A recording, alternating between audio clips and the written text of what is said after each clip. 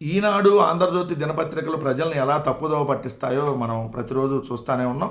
ఈరోజు ఒక వార్త రాశారు. ఇది చూస్తే నిజంగా ప్రజలు ఏమనుకుంటారు, చంద్రబాబు నాయుడు గారు తెగ సంపద సృష్టించేస్తున్నాడేమో అని అనుకుంటారు. ఏంటి ఆ వార్త చూడండి. 4 నెలల్లో 54,059 కోట్ల రెవెన్యూ రాబడి అని హెడ్డింగ్ పెట్టారు.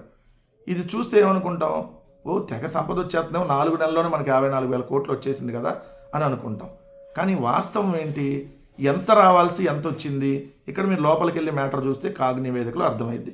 రాష్ట్రంలో ప్రస్తుత ఆర్థిక సంవత్సరం తొలి 4 నెలల్లో ప్రభుత్వానికి 54,059 కోట్ల రెవెన్యూ రాబడి దక్కింది.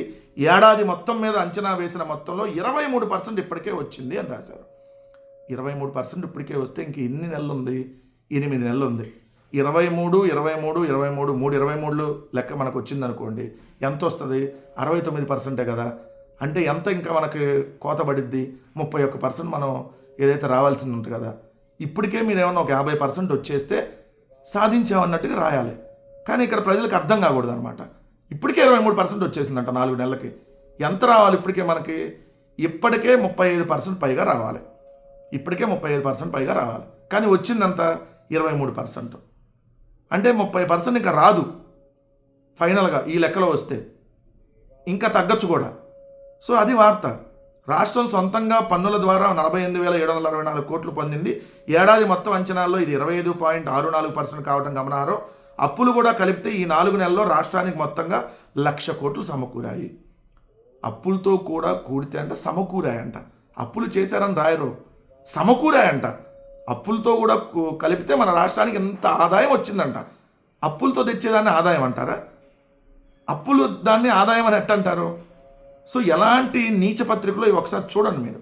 సరే, ఇప్పటికి 1,00,000 కోట్లు సమకూరాయి కదా మొత్తం అప్పులుగాను రాబడి. మరి 1,00,000 కోట్లలో కనీసం ఫీజు రియంబర్స్మెంట్ ఇవ్వడానికి డబ్బులు ఎందుకు లేవు? ఒక మెడికల్ కాలేజ్ కట్టడానికి 500 కోట్లు డబ్బులు ఎందుకు లేవు? మరి 1,00,000 కోట్లు ఏం చేశారు మీరు ఇప్పుడు వరకు? అమ్మఒడి అదే ఏదైతే ఆడబిడ్డని ఇవ్వడానికి డబ్బులు ఎందుకు లేవు? ఏదైతే నిరుద్యోగ వృత్తి ఇవ్వడానికి డబ్బులు లేవు ఎందుకు లేవు? 1,00,000 కోట్లు వచ్చినాయండి ఇప్పటికే. అంటే ఇప్పటికే ఒక 50,000 కోట్లు అప్పు చేశారని దానికి అర్థం. ఇప్పుడు ఒక 50,000 కోట్లు అప్పు చేశారు ఈ 4 నెలల్లో. అంటే మనకి ఎలా చూస్తాం ఫైనాన్షియల్ ఇయర్ అంటే మార్చ్ టు మార్చ్ చూస్తాం మనం. అంటే ఏప్రిల్, మే, జూన్, జూలై ఈ 4 నెలలకు సంబంధించి 49,134 కోట్లు అప్పు చేశారు. 4 నెలలకి 50,000 కోట్లు అప్పు చేసింది రాష్ట్ర ప్రభుత్వం.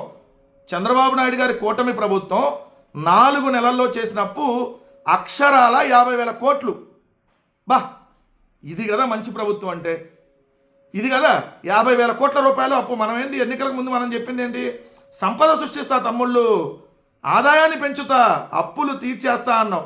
ఇప్పుడు 4 నెలల్లో 50,000 కోట్లు అప్పు చంద్రబాబు నాయుడు గారి ప్రభుత్వం చేసిందంటే ఎంత దుర్మార్గంగా ఈ ప్రభుత్వం వ్యవహరిస్తుందో ఒక్కసారి చూడండి. ఈ 4 నెలల్లో ప్రభుత్వం 49,134 కోట్లు రుణం తీసుకుంది. రుణం, అప్పని తెలియకూడదు ఎవరికి, అందుకని రుణం తీసుకుందంట. కొద్దిగా సిగ్గుండాలి ఈనాడు పత్రిక రాయటానికి వార్త. తొలి 4 నెలల్లో రెవెన్యూ లోటు 167.90%, 168% ఉంది దాదాపుగా రెవెన్యూ లోటు. ఆస్తుల సృష్టికి మాత్రం 9,689 కోట్లు మాత్రమే ఖర్చు పెట్టారంట. మరి 1,00,000 కోట్లలో కేవలం 9,600 కోట్లే ఖర్చు పెట్టారంట. ఏది మూలధనం ఏం కింద. మరి ఏం చేశారు మిగిలిన డబ్బులన్నీ? ఒక కొత్త పథకం ఇచ్చింది లేదు, ఒక ఉద్యోగస్తులకి ఏదైతే జీతాలు పెంచింది లేదు, కనీసం వాళ్ళకి పిఆర్సీ కమిషన్ చైర్మన్ వేయలేదు ఇప్పుడు వరకు, ఐఆర్ ఇవ్వలేదు, డిఏలు పెండింగు. మరి ఏం చేశారు? 4 నెలల్లో 50,000 కోట్లు అప్పు చేశారు. రావాల్సిన ఆదాయం ఒక పక్క రావట్లేదు, సంపద సృష్టి పోయింది, అప్పుల ముష్టి వచ్చింది. కానీ మనం మాత్రం అద్భుతంగా ఉన్నాం, రాష్ట్రం మాత్రం దూసుకుపోతుందని మాత్రం రోజు పత్రికల్లో రాపించుకోవడానికి మాత్రం సిగ్గు ఎగ్గు ఏమాత్రం ఉండకుండా రాపించుకుంటూ ఉంటారు. అసలు వాస్తవం ఇది. 4 నెలల్లో 1,00,000 కోట్లు అప్పులు కానీ ఆదాయం కానీ కలిపి, అంటే పన్నుల వసూలు కానీ అన్నీ కలిపి 1,00,000 కోట్లు వస్తే ఒక్కటంటే ఒక అభివృద్ధి కార్యక్రమం కూడా ఈ ప్రభుత్వం చేయలా. విపరీతంగా దోచుకోవడానికి సరిపోతుంది అనేది మాత్రం క్లియర్గా అర్థమవుతా ఉంది.